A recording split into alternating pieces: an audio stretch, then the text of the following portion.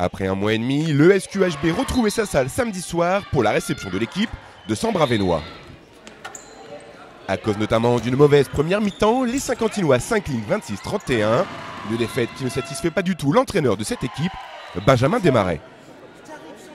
Déçu de la première mi-temps surtout, je pense qu'on n'a pas du tout été à notre niveau et on a manqué clairement d'envie par rapport à l'équipe adverse. Et ça c'est problématique parce que on n'avait jamais eu ça depuis le début de l'année et là je suis un peu énervé par notre première mi-temps surtout. Ouais. En première mi-temps on s'engageait pas, en fait on faisait tout à moitié dans les courses qu'on proposait en attaque, donc forcément on perd des ballons.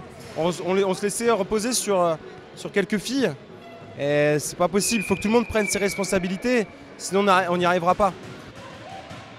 La semaine dernière, on a fait un bon match défensif à Corbie, mais on n'a pas été bon offensivement. Alors peut-être que le fait qu'on soit un peu moins performant défensivement, c'est un peu plus compliqué. Après, aujourd'hui, on avait une équipe qui nous agressait beaucoup, qui mettait beaucoup d'intention, etc.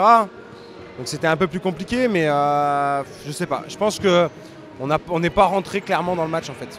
Oui, il y a l'aspect technique des choses, l'aspect tactique.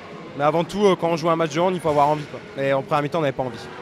Encore une fois, je pense que dans les têtes, aujourd'hui, on n'était pas prêt à faire un match de hand de National 2. Voilà, tout simplement. Donc je comprends pas parce que c'était un match très important qu'on avait coché dès le début de saison.